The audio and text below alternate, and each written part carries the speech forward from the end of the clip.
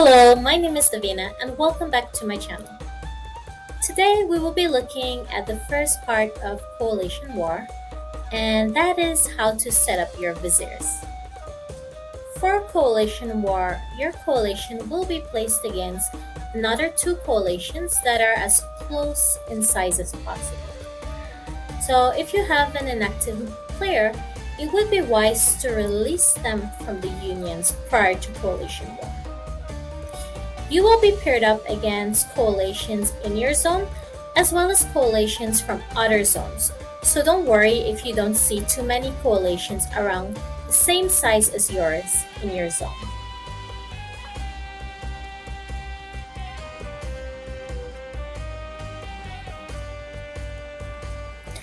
Once you enter the coalition war, you will notice that there are three territories: the forest, which is always green, the mountains, which is always brown, and the snowy, which is always white.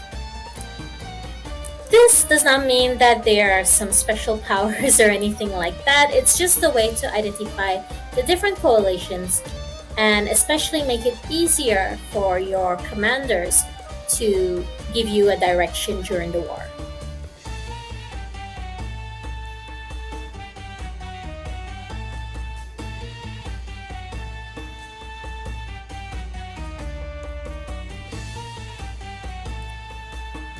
In each territory, you will find that there will be fortresses A to F.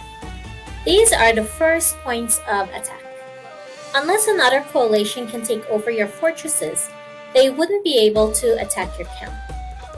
The reason why your camp is all the way to the back is because once your camp is taken, it will be as if you were zeroed in Union War. You wouldn't be able to play anymore.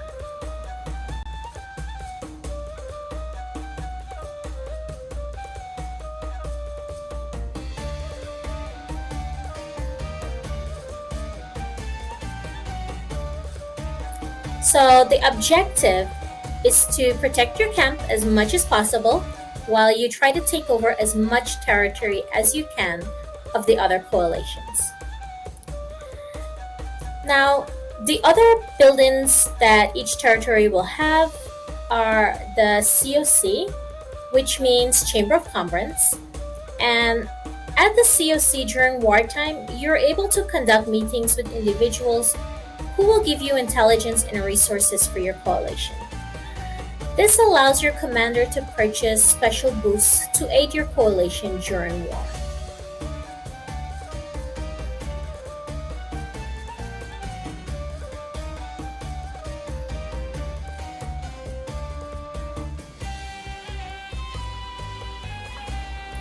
And there is also granary, which improves your health. So in regular war, you have to donate grain, but in this case, you have a built-in granary. The objective of setting up your coalition war is to place as many viziers as possible in all 9 locations. To set up your viziers or to deploy your viziers, you'd have to touch one of your strongholds, for example, and you'll see a square. Tap inside of the square and a list of your viziers will pop up. You touch the vizier that you want to place inside the area and then hit confirm at the bottom. Okay, so I'm going to show you a slide of those steps so you can follow on your phone.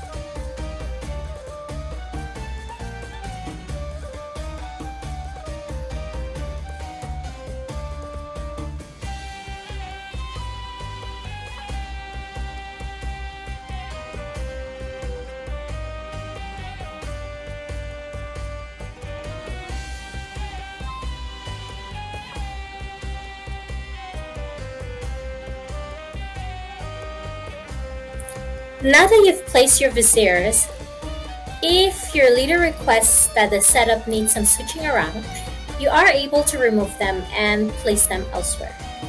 So I'm going to show you another slide that will demonstrate how to do this.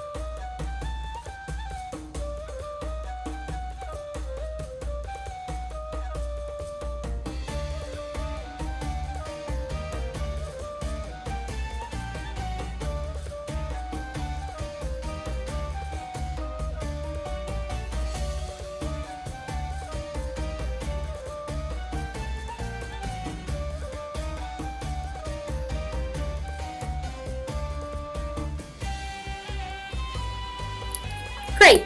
Now you know how to deploy your viziers for coalition war. Here is what else you need to know.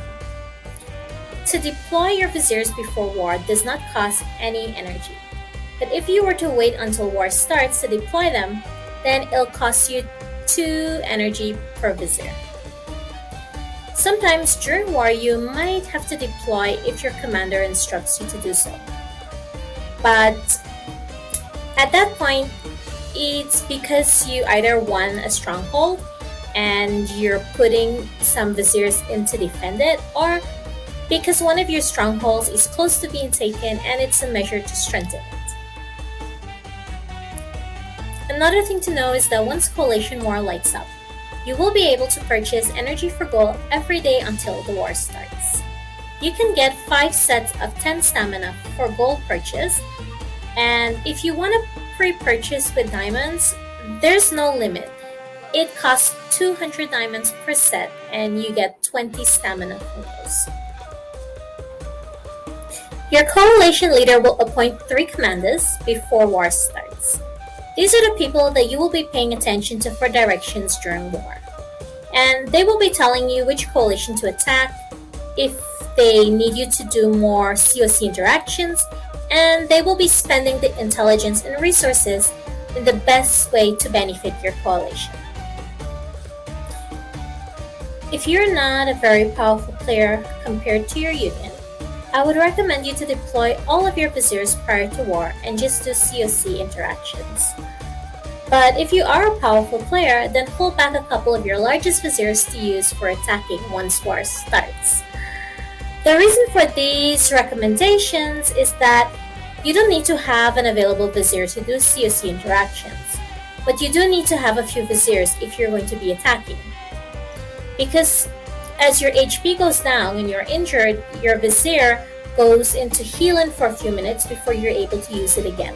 So having a few spare viziers to attack with while the ones that you've already used are healing is always a good idea. But we will look at this some more in the next video when we'll talk about how to actually attack and do the COC interactions. If you have enjoyed this video, please give me a like, and if you never did Coalition War before, then please subscribe so you wouldn't miss the next episode. Thank you so much for watching, and I'll see you next week.